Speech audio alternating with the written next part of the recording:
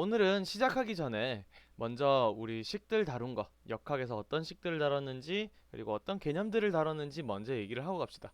그리고 얘기를 미리 내가 하는데, 물리 원에서 이 역학이란 부분이 상당히 난이도가 있는 부분이에요. 그러니까 여러분 지금 너무 어렵다고 해서 포기하지 말고 같이 좀 해봅시다. 자, 우리가 먼저 다뤘던 개념이 속력이랑 가속도, 속도랑 가속도에 대한 얘기를 다뤘어요. 속도랑 가속도. 자, 여기에서 우리가 먼저 뭐 얘네가 어떤 건지 얘기를 했었는데 뭐 먼저 얘기를 할게. 그 등가속도 직선운동 있죠? 그거에 대해서 먼저 얘기를 해봅시다. 먼저 가속도란 개념이 뭔지를 다뤘었는데 시간분의 속도 변화량이라고 얘기를 했었죠. 그 다음에 등가속도 직선운동의 뭐 여러가지 식들을 봤었는데 이 식을 변형해서 아이고 V0 플러스 AT 속도가 어떻게 변하느냐 이거를 그래프로 그리면은 뭐 이렇게 됐었죠.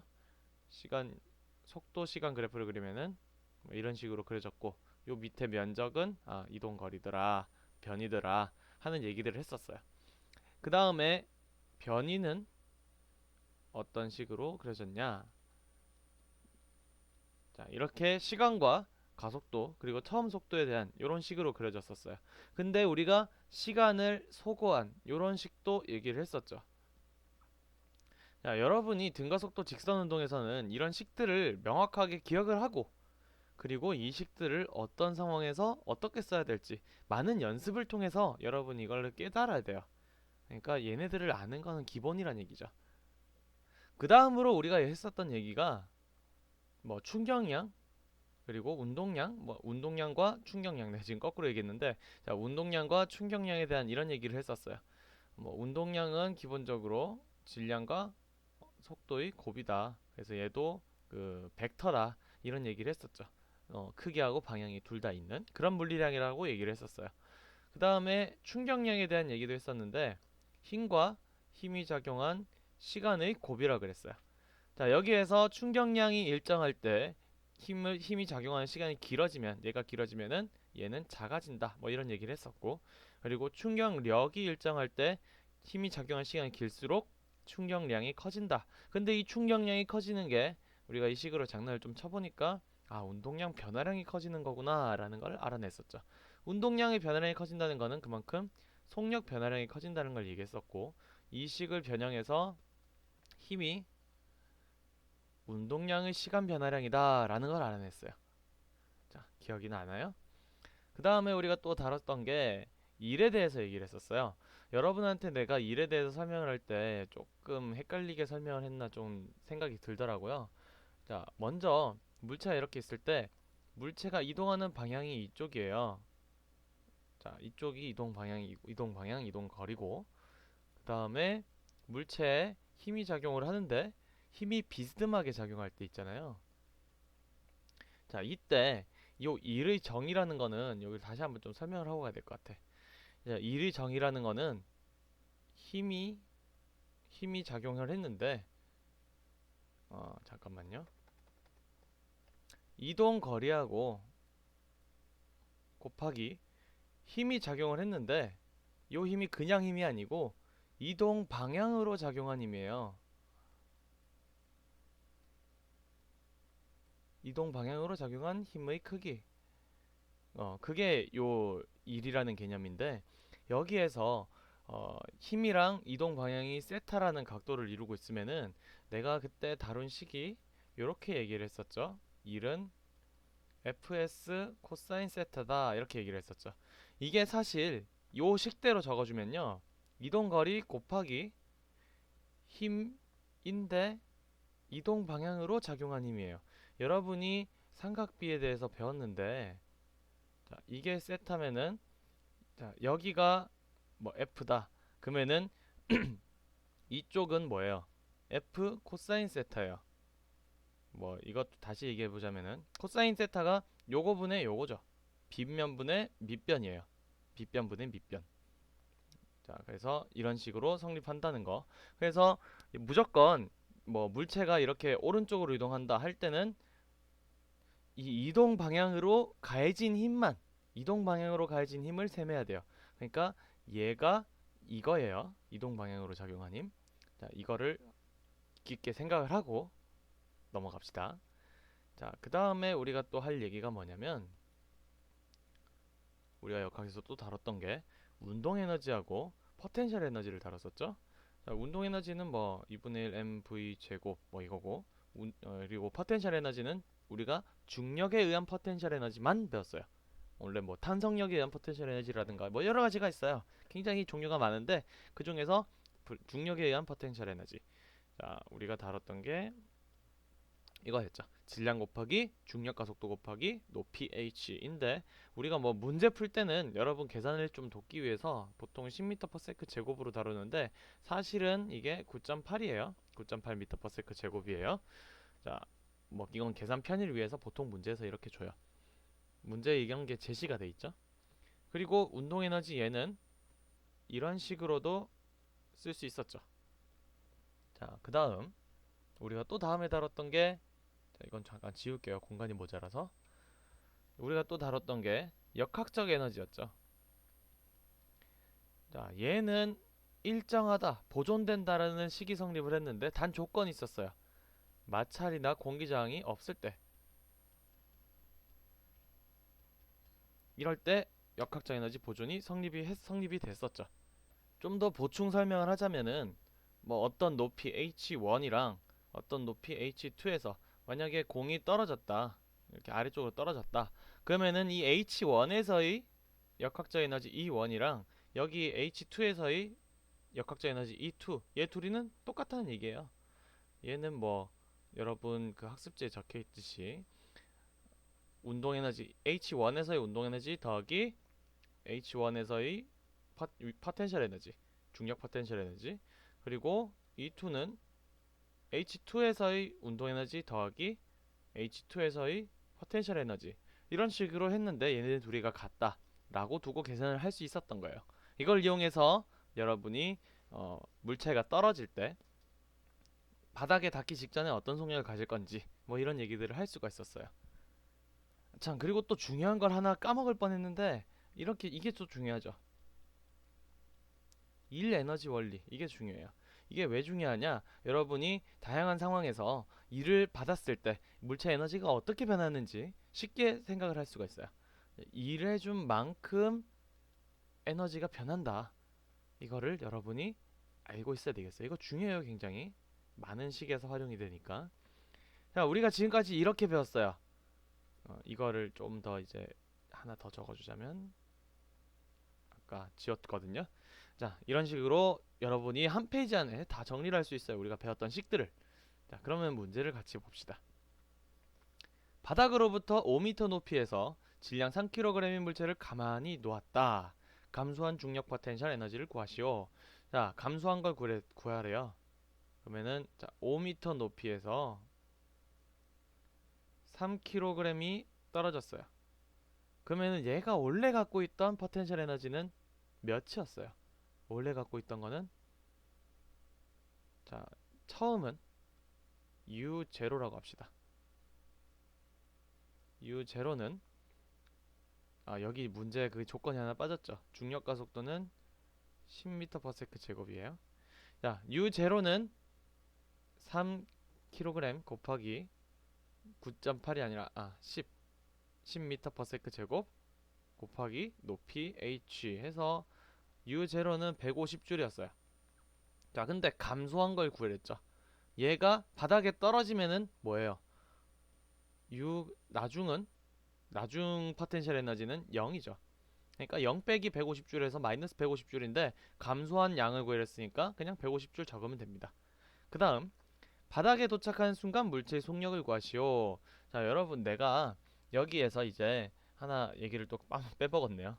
정신없이 얘기를 하다 보니까 자, 포텐셜 에너지가 이제 포텐셜 에너지래. 역학적 에너지가 이제 보존이 되면은 역학적 에너지가 보존이 되면은 그러면은 이 상황에서는 운동 에너지 변화량이랑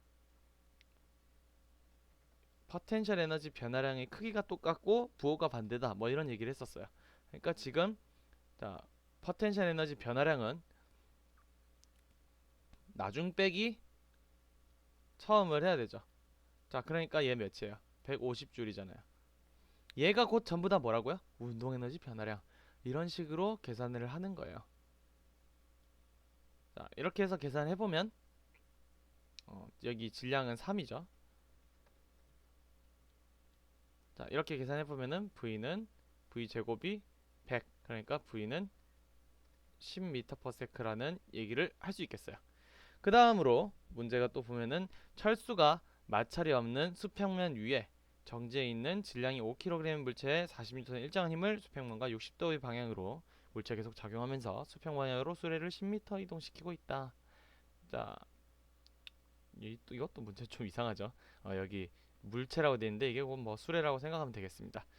아, 그리고 내가 깜빡했는데 위에 또 조건이 하나 빠졌어요. 이게 보존이 되려면은 마찰이 없어야 되죠. 자, 이걸 조건으로 달아두세요, 여러분. 내가 문제를 너무 허술하게 만들어서 미안합니다. 자, 여기 이 문제에서는 땀나네. 자, 이 문제에서는 질량이 5kg인 수래예요, 얘가. 5kg. 자, 근데 수평 방향으로 이동을 했댔죠. 수평 방향으로 몇 미터나 이동했냐면은 보니까 10m를 이동했어요. 그리고 여기 10m를 이동했는데 그러니까 이동 방향은 오른쪽이죠. 지금 수평 방향이죠. 근데 힘이 몇 도? 힘이 40N인데 각도가 60도래요. 자, 이렇게 되면 아까 우리가 했던 것대로 힘을 계산할 수가 있죠. 자, 우리가 얘기했을 때 이동 방향으로의 힘을 구할 수 있었는데 이동 방향의 힘은 이 힘에다가 코사인 세타만큼 곱하는 거였어요. 근데 지금 세타가 60도죠. 이러면 몇이죠? 40N 곱하기 2분의 1 해서 20N이에요. 근데 물체의 질량이 5kg이래요. 그러니까 우리 이 식을 써서 F는 MA를 좀 변형을 시키면 요 식이 되죠. 아까 또 F는 MA도 안 했네. 그게 중요한 식인데. 그리고 뭐 작용 반작용이라든가 관성이라든가 이런 개념도 했었죠. 자, 식만 다루다 보니까 까먹었네요. 자, 여기 가속도가 어떻게 계산이 되냐? 질량은 5kg이고 힘은 20N이니까 4m/s 제곱이네요. 그러니까 얘는 틀렸죠. 자, 1은 뭐 별거 있겠습니까? W는 F 코사인 60도 곱하기 몇 미터? 10m. 자, 이거 해보면은 20 곱하기 10이죠. 200줄이구나. 쉽게 알 수 있죠. 자, 근데 마지막 디귿 보기는 우리가 아까 했던 요 1 에너지 원리 요걸 써야 돼요. 일해준 만큼 에너지가 변한다 라는 거를 상기를 합시다. 자, 어떻게 계산하냐? 지금 200줄의 일을 받았죠. 200줄 일 받은 게 자, 높이 높아졌나요? 수평 방향으로 이동했댔잖아요. 높이 높아졌나요? 안 높아졌어요. 그러니까 오로지 운동 에너지만 증가한 거예요. 200줄 일해준 게 전부 다 운동 에너지 변화량이 된 거예요.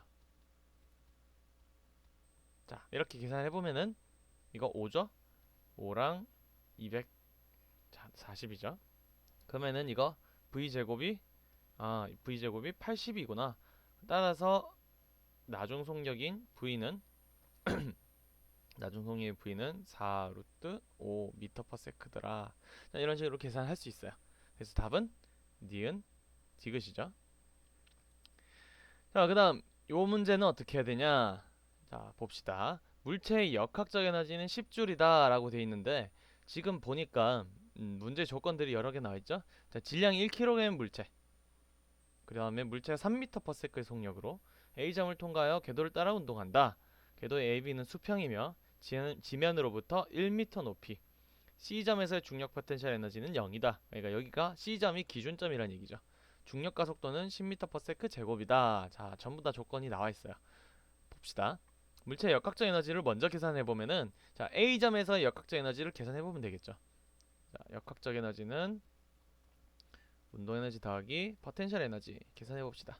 2분의 1 곱하기 질량 곱하기 속력이 제곱 더하기 포텐셜 에너지는 질량 곱하기 그 다음에 중력 가속도 곱하기 그 다음에 높이 1m죠.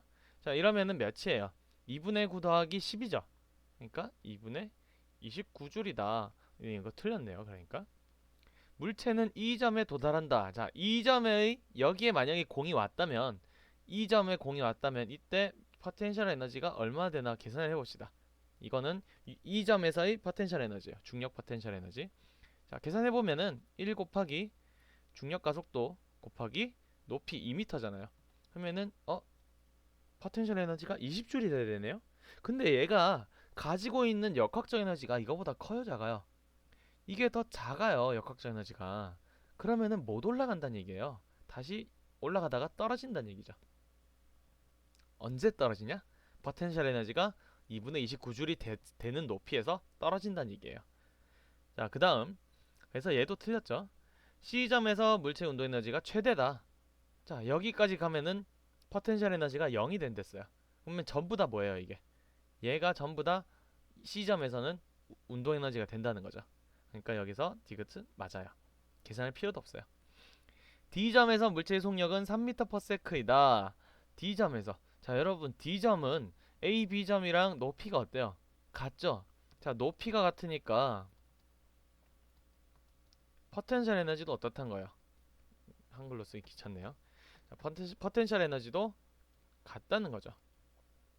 근데 포텐셜 에너지가 똑같은데 모든 마찰 무시한댔으니까 지금 역학적 에너지도 똑같죠?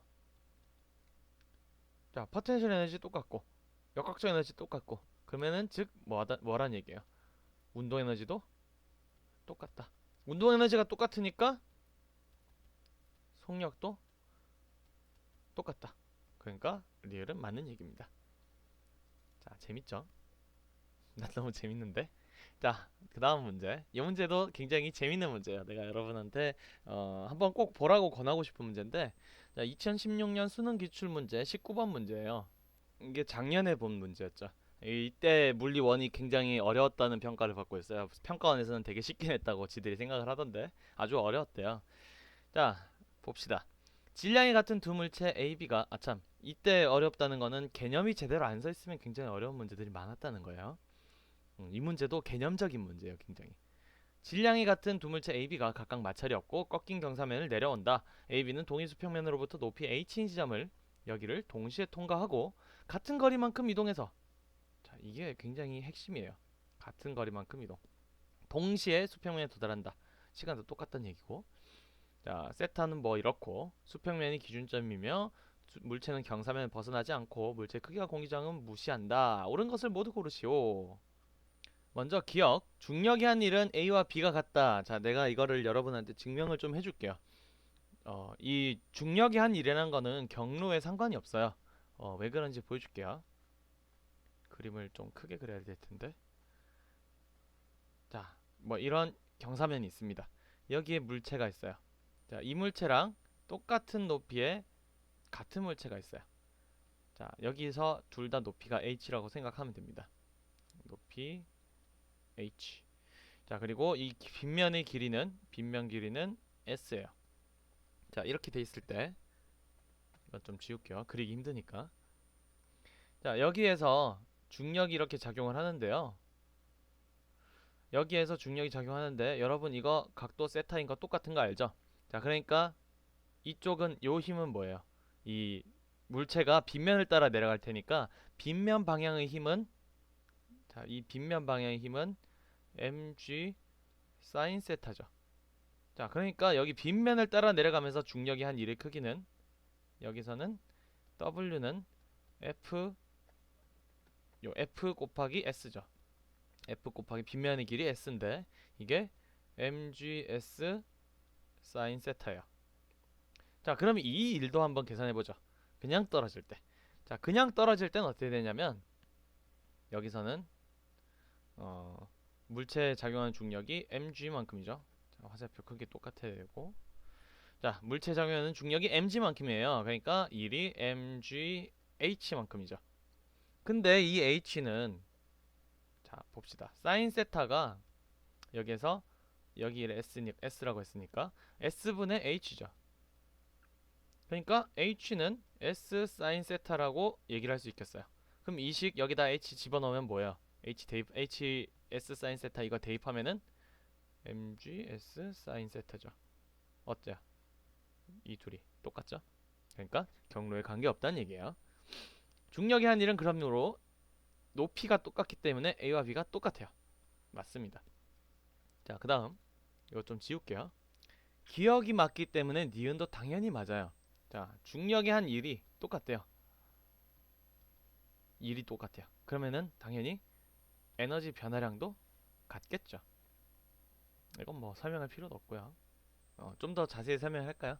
어, 우리가 일의 원리를 배웠잖아요. 아까 여기서 일의 원리를 배웠잖아요. 여기에서 일의 원리 배운 게 일해준 게 곧 에너지 변화량이라고 했어요.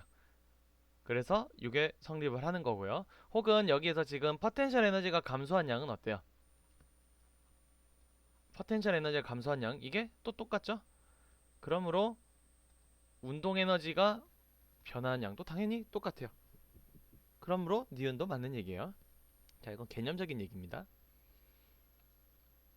여러분한테 이게 당연한 게 되면 좋겠어요. 나한텐 지금 당연한데 여러분한테도 당연한 게 되면 좋겠어요.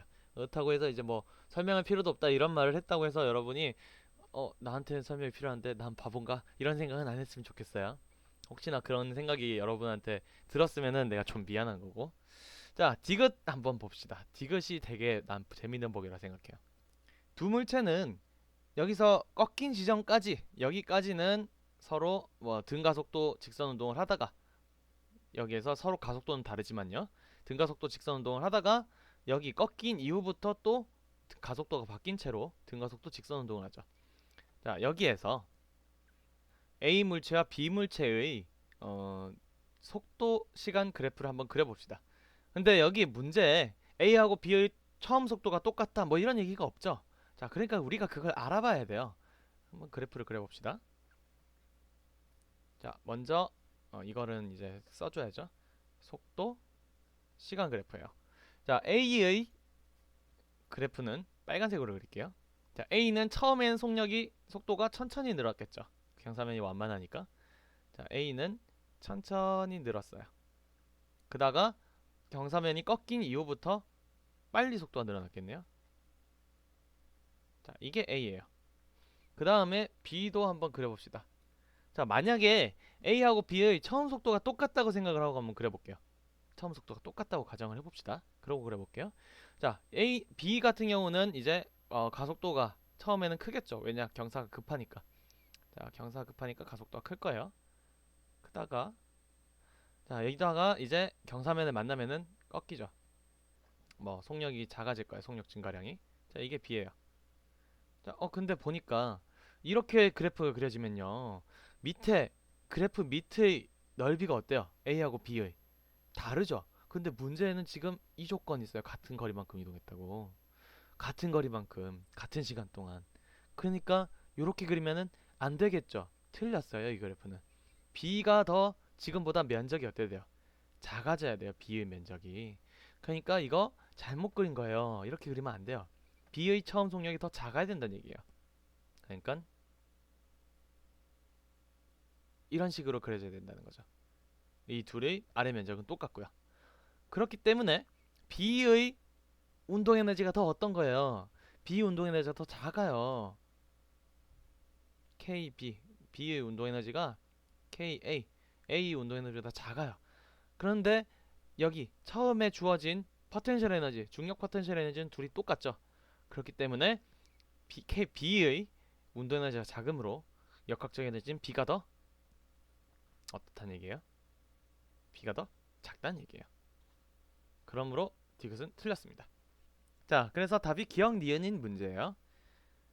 듣느라 다들 고생 많았어요. 이 문제는 상당히 재밌고 여러분한테 어떤 개념적인 과제를 주기 때문에 꼭 한번 다시 들어볼 걸 권합니다. 자, 그리고요. 여러분 지금 동영상으로 듣고 있잖아요. 동영상의 장점이 뭐냐? 다시 볼 수 있다는 거예요. 모르는 부분 또 돌려서. 만약에 동영상 다시 봤는데도 그래도 이해가 안 된다. 그러면 나한테 오세요. 내가 다 가르쳐 줄 테니까 나한테 오시면 됩니다. 자, 오늘은 여기까지. 다들 재밌게 들었길 바랍니다.